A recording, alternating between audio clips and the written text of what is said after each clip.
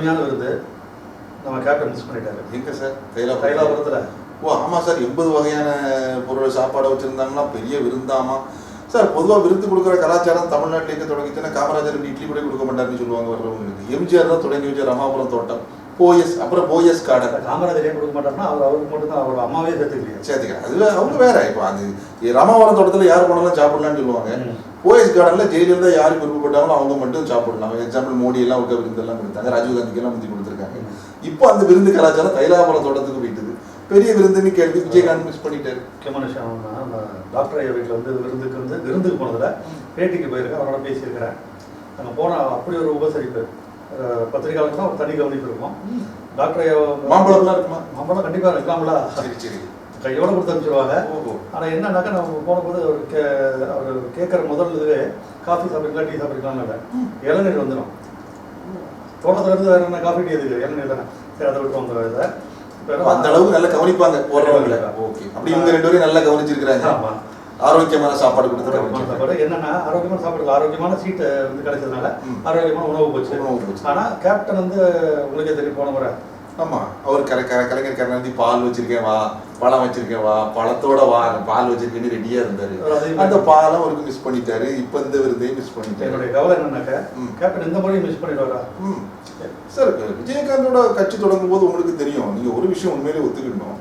அரசியல்ல விஜயகாந்த் வந்து சினிமாவில் விஜயகாந்த் வந்து கமலஹாசன் கிட்ட பின்வாங்கியிருக்கலாம். ஆனா அரசியல்ல கமலஹாசனோட விஜயகாந்த் வந்து வெற்றி பெற்றவர்னா ஒரு தடவை 28 எம்எல்ஏ எல்லாம் வச்சிருந்தாரு. ஒரு பெரிய எதிர்பார்ப்புல இருந்தது. அவர் பண்ண தப்பு என்னன்னா, அந்த கூட்டணி கணக்குகளை தவற விட்டாரா, இல்லை நம்ம ஒரு பெரிய இடத்துக்கு போயிடலான்னு போனாரா, தனியா நின்று அந்த அவரோட வெற்றி வாய்ப்பெல்லாம் இழந்துட்டார். இந்த தடவை அவர் ரொம்ப கவனமா இருக்கிறார் அப்படின்னு தான் தோணுது. அவர் நீங்க பாத்தீங்கன்னா தெரியும், உடம்பு சுகவீனமான நிலையில கூட உடம்பு எப்படியும் சரியா வந்துடும் சொல்லி அவர் தன்னம்பிக்கையோட அரசியலை எதிர்கொள்றதுக்கு வந்து அதுக்கு தான் ஸ்பெஷலா ட்ரீட்மெண்ட் எல்லாம் முடிச்சுட்டு வந்து ரொம்ப இதை எதிர்பார்த்துக்கிட்டு இருக்காரு. இப்போ இவர் எந்த கூட்டணிக்கு போறார் அப்படிங்கிறது எல்லாருக்குமே குழப்பமா இருக்குது. இந்த பக்கம் யாருமே எதிர்பாராத வகையில இப்போ பாமக அங்க போன உடனே விஜயகாந்த் எல்லாருக்கும் ரொம்ப தேவைப்படுறாரு. ஒரு ஸ்டேஜில் பாருங்க, விஜயகாந்த் தேமுதிக கண்டுக்கவே இல்லை. ஆமா, எப்படி வருவாங்கன்னு நினைச்சாங்க போல இருக்கு. ஆமா, அவர் ஸ்டப்பான அந்த சைட்ல நின்னோடனே இப்ப எல்லாரும் பாருங்க, இப்ப ஸ்டாலின் வந்து நேரம் நிற்கிறாரு, ரஜினி போறாரு. இதுல எனக்கு முக்கியமா ஒரு விஷயம் நீங்க சொல்லணும், அந்த பாபா விஷயத்தை பத்தி அப்புறம் அந்த படத்தை சமாச்சாரம். திடீர்னு ரஜினிகாந்த் சம்பந்தம் இல்லாம போய் பார்த்து நீங்க வந்துருங்க அப்படின்னு சொல்லி வந்து விஜயகாந்த் வந்து கூப்பிட்டாரா, இல்லைன்னா கேட்டால் ஒரு உடல்நல விசாரிக்கிறதுக்கான சந்திப்புங்கிறாரு. சத்தியமா யாரும் நம்பல. இதுக்கு நீங்க இந்த பாபா பட விவகாரத்தை நீங்க பின்னால பேசலாம்னு சொன்னா கூட அதுதான் தொடக்கம். இப்ப ரஜினிகாந்த் வந்து ஒரு 96களுக்கு பிறகு எதிர்பார்க்கப்பட்டார். மூப்பனார் கூட சேர்ந்து ஜெயலலிதாவை தோக்கடிக்கும் போது ரஜினிகாந்த் பெரிய சக்தியாக பார்க்கப்பட்டார். இப்போதான் பாபா படங்கள்லாம் பின்னால, அதுக்கு பிறகு பாபா படங்கள் வந்தது. பாபா படங்கள் பெட்டியெல்லாம் இவங்க தூக்கிட்டு ஓடி, இப்போ ரஜினி புகை பிடிக்கிறாருன்னு தூக்கிட்டு ஓடிட்டாங்க. புகை எல்லாரும் பிடிக்காங்க. இப்போ ஓவியா கூட என்னது இல்லாம பிடிக்குது போகுது, அதை கண்டுக்கிட்டல. ரஜினினா கண்டுக்கிட்டாங்க, அது வேற. ஓவியா இல்ல இப்போ இருக்குது இல்ல. அவர் என்ன அம்மாவோட பொதுவான கருத்து என்னன்னாக்கா, வந்து உடல்நலத்துக்கு தீங்கு விளைவிக்கக்கூடிய படங்கள் வேண்டாம். அதை வந்து ஒரு ஹீரோ, மாஸ் ஹீரோ அவர் வந்து திரையில வந்து பிடிச்சிட்டு மாஸ் ஹீரோ மட்டும் தான் குடிக்கணுமா, வேற பருத்தி வீரன் தப்பு இல்லையா? அதோடைய பின்விளைவுகளை யோசிச்சு அவங்க அறிவுறுத்துறாங்க. அது மட்டும் அது சரி, அந்த நேரத்துக்கு நம்ம சொல்லுவோமே. அப்போ பாபா படம் பிரச்சனை வந்த உடனே ரஜினிகாந்த் என்ன சொன்னார், அடுத்த தேர்தலில் ராமதாஸ் வந்தால் பூர்வ ஜென்ம புண்ணியம் அப்படின்னு ஸ்டைலா சொன்னார். அங்க பூர்வ ஜென்ம புண்ணியம் தான் ஜெயிச்சது. அதுல இருந்தே ரஜினிகாந்த் யாரை அரசியலுக்கு வருவதற்கு கடுமையாக யோசித்தார். நீங்க நல்ல கவனிங்க, அந்த சம்பவத்துக்கு பிறகு ரஜினிகாந்த் வந்து ரொம்ப ஒதுங்கி போயிட்டார். ரசிகர்களை நம்பி நம்ம கட்சி நடத்த முடியாது போல அப்படின்னு ஒரு விஷயங்களுக்கு அவர் போயிட்டார். அப்படிப்பட்ட ரஜினிகாந்த் இப்போ அந்த இப்போ வந்து விஜயகாந்த் அங்க அந்த எந்த கூட்டணியில இருக்க போறாருங்கிற நிலைமையில போய் பார்த்தது ஒரு பெரிய எதிர்பார்ப்பு. சரி, அவரு தான் போன அரை மணி நேரத்துல மு க ஸ்டாலின் போயிருக்கிறார். அதுதான் இப்ப விவகாரமே. ஆமா, மு க ஸ்டாலின் போனதுல இருந்து இப்ப எல்லாரும் என்ன கணக்குகளுக்கு வராங்கன்னா, கணக்கு ரொம்ப சிம்பிள்.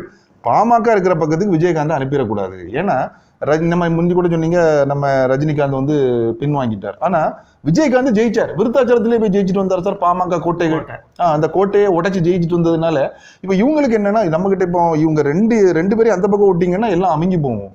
நம்ம கிட்ட இப்ப இருக்கிற ஒரே துருப்புச்சிட்டு விஜயகாந்த். இவரை வச்சு நம்ம ஏதாவது பாட்டாளி மக்கள் கட்சி ஒரு வலுவான சக்தியா இருக்கு வடவர் மாவட்டங்கள். ஆமா, அந்த கோட்டைக்குள்ள புகுந்து அரசியல் செய்யணும்னா விஜயகாந்த் தேவைப்படுறாரு. அவங்க திரும்ப ஒரு எதிர்த்தரப்பு, அதை இவங்க எப்படியோ கைக்குள்ள வச்சிருக்காங்க. இப்ப இன்னொரு எதிர்த்தரப்பு விஜயகாந்த் உங்களுக்கு கண்டிப்பா வேணும். ஏன்னா 2 பேரையும் அந்த பக்கம் விட்டீங்கன்னா அவங்க வலுவாயிருவாங்க. சோ விஜயகாந்த் எப்படியாவது பாமக குடைச்சல் கொடுக்கறதுக்கு தங்களுக்கு வேணும். இல்ல இவ்வளவு விஷயம் இருக்குன்றது தெரியாம இருக்காது ஸ்டாலினுக்கும். ஆனா அவங்க கோட்டை விட்டாங்கன்னு தான் சொல்லுவேன். கடைசி நேரத்துல இருந்து முட்டி மோதிக்கிட்டு அவங்க எப்போ அது ஓகே சார், அது டிஎம்கேடைய பாடு. நீங்க சொன்னதுல நான் ஒரு விஷயத்தை புரிஞ்சிட்டு இருக்கேன், அது சரியான்னு சொல்லுங்க. ஏடிஎம்கே டிஎம்கே எந்த கூட்டணியில் விஜயகாந்த் சேர்ந்தாலும் அவரை வந்து அவங்க பயன்படுத்த போகிறது பாமகவுக்கு எதிராக. பாமகவை வந்து எதிர்க்கணும்னா விஜயகாந்த் கூட இருந்தால் நல்லதுன்னு நினைக்கிறாங்க. ஏடிஎம்கேல செஞ்சுறாருன்னா பிரச்சனையே கிடையாது, ஏன்னா 2 பேரும் ஒரே அணியில் இருப்பாங்க. டிஎம்கேக்கு இவருடைய வருகை வந்து ஒரு பெரிய பலத்தை கொடுக்குன்னு நம்புறாங்க. கரெக்டாக? கரெக்ட். இப்போ மொத்தத்தில் விஜயகாந்த் வந்து கொம்பு சீவி விடுறாங்க. ஆமாம் சார். அதாவது இப்போ உள்ள சிச்சுவேஷன் படி கட்சியாகப்பட்ட கட்சிகள் எல்லா கட்சிகளையும் ஒருங்கிணைச்சாதான் சிறு துளி பெருவெள்ளம் மாதிரி நிறைய ஓட்டு வரும். அப்போ விஜயகாந்த் வந்து ஒரு மிகப்பெரிய சக்தியாக இல்லாட்டா கூட ஏதாவது பாமகவை எதிர்த்தா பாமக அந்த பக்கம் போனால் கொஞ்சம் அது எதிர்ப்புகள் ஓட்டெல்லாம் ஒரே இடத்துல குவிகிறது ஏடிஎம்கேயோட கணக்கு. இங்கே வந்தால் பாமக குடைச்சல் கொடுத்து ஓட்டை பிரிப்பார் அப்படிங்கிறது இவங்களோட கணக்கு. ஸோ அவருடைய ஒத்துழைப்பு 2 பேருக்குமே தேவைப்படுது. இதை தெரிஞ்சுக்கிட்ட கேப்டன் அவர் அரசியல் பண்ணுறாரு. அரசியல்லாம் சொல்கிறது தானே சார், எனக்கு டிமாண்ட் இருக்கு இல்லை, அப்போ எனக்கு ஏற்ற மாதிரி நிறைய சீட்டு கொடுங்க, ராஜ்யசபா சிவா சீட்டு, கட்சி வளர்க்கணும் அவர் தானே சார் ஆசை. கண்டிப்பாக எல்லாருமே அவங்கவுங்க இது அரசியல் தானே சார். இதில் வந்து வேறு எல்லாரும் என்ன பண்ணுறது, எல்லாருக்கும் இருப்பை தக்க வைக்கணும், எல்லாருக்கும் கட்சியை வளர்க்கணும். ஸோ அவர் இதை சாக்கா வச்சுட்டு அவரும் இதுகளை பேசிக்கிட்டு இருக்கு. அதனால கூட்டணிக்கு ஒரு இன்னும் ஒத்து வரல. எந்த கூட்டணிக்கு போறார் அப்படின்னு தெரியல. இந்த ஒரு காரணால தான் நம்ம போன எபிசோட்ல போறோம் இல்லையா, பாமக நிறுவனருடைய ராஜதந்திரம். ஆமா, ராஜதந்திரம் நான் என்ன பாக்குறேன், இந்த மாதிரி ஒரு டிமாண்டை கிரியேட் பண்ணதுனால தான் அவருக்கு வந்து பாருங்க ஒரு 7 சீட்டு +1. ஆமா, இப்போ என்னன்னா இதன் மூலமா ராஜதந்திரம் என்ன, தனக்கு தேவையான சீட்டு வாங்குறது மட்டும் இல்ல, எதிர் தரப்புக்கு ஒரு நெருக்கடி கொடுத்துட்டாரு. நீங்க மு க ஸ்டாலின் தரப்பு இப்போ ஒரு பெரிய 2 லெட்டர் எழுதி வச்சிருப்பாங்க சார். ஒன்னு கேப்டன் வந்துட்டாருன்னா பழம் பாலில் விழுந்தது வருக வருகன்னு ஒண்ணு, என்ன ஒண்ணு உனக்கு வெக்கம் இல்லையா மானம் இல்லையா, நீ பாமக கூட எதிர்த்துட்டு அவன் கூட போய் சேர்ந்துக்கிட்டீங்க, ஏடிஎம்கே கூட சண்டை போட்டு சட்டசபையில நாக்க முன்னணி கடிச்சிங்க, அதே ஆட்சி ஆதரிச்சு பின்னால போயிட்டீங்க. 2 பக்கமா எழுதி இப்ப 2 வச்சிருக்காங்க. விஜயகாந்த் இப்போ வாய்ப்பை பொறுத்து இந்த லெட்டர் இந்த அறிக்கை எடுக்கவா அந்த அறிக்கை எடுக்கவா மு க ஸ்டாலின் ரெடியா இருக்கிறாரு. ஆனா விஜயகாந்த் அவருக்கு அவர் கட்சிக்கு எது சரியோ எது வேணுமோ அந்த விஷயங்கள் அவர் போறதுக்கு ரெடியா இருக்கிறார். ஆனா சில கணிப்புகள் முந்தி வந்தது இல்ல, அவர் ஒருவேளை தினகரன் கிட்ட போகலாம் அப்படின்னு. தினகரன் வரவேற்கிற மாதிரி ஒன்றும் தெரியல.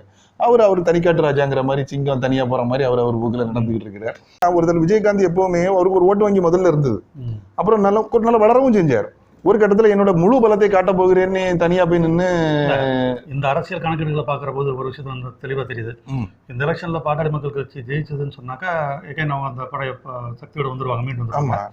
அதே சமயத்துல விஜயகாந்த் ஜெயிச்சார் சொன்னாங்க, அவரோட அந்த பழைய ஓட்டு வங்கி திரும்ப அவர்கிட்ட வந்துருச்சு. ஆமா, அந்த ஒரு பெரிய மாற்றம் இருக்கிறாங்க. நீங்க சொன்ன மாதிரி இப்போ ஏடிஎம்கே தரப்பு ஒரு செக்கும் வச்சிருக்காங்க, நாங்க 7 தொகுதி கொடுத்துருக்கோம்ல, விஜயகாந்த் அந்த பக்கம் போனா ஒன்னு அதை விட அதிகமா கொடுக்கணும், அப்படி இல்லைன்னா அவரு நம்ம பக்கம் வந்துருவாரு அப்படிங்கிற மாதிரி ஆளுக்கு ஒரு கணக்கா எல்லாருமே அவர் எதிர்பார்த்துக்கிட்டு இருக்காங்க. ஸோ விஜயகாந்த் பல தேர்தல்களில் பாருங்க இந்த தேர்தல் ஒரு எதிர்பார்ப்பை ஏற்படுத்தி இருக்கிறார். என்ன எந்த கூட்டணிக்கு போறோம்னு இந்த நிமிஷம் வரைக்கும் சொல்லலை, அடுத்தால என்ன போறாரோ தெரியல. ஆனால் விருப்ப மனுவெல்லாம் கொடுங்க அப்படிங்கிற மாதிரி பேச ஆரம்பிச்சிருக்கிறார். ஸோ பரபரப்பாக பார்த்துக்கிட்டு இருக்காங்க. ஆனால் இப்போதைக்கு அவர் மிஸ் பண்ணது அந்த விருந்து தான் சார். இப்போது விருந்து தான். ஒருவேளை இதை விட பெரிய விருந்து அங்கே கொடுக்க போறாங்களா, இல்லை இவர் எல்லாருக்கும் சேர்த்து விருந்து கொடுக்க போறாரா, ஒண்ணுமே தெரியல. காலங்கள் என்ன நடக்குதுங்கிறது தொடர்ந்து சில பேர் திட்டிகிட்டே இருங்க, கண்டிப்பா அந்த விருந்து கிடைக்கும். அப்படியா? ஆமா, வாழ்த்துக்கள். வாழ்த்துக்களா, ரொம்ப நன்றி.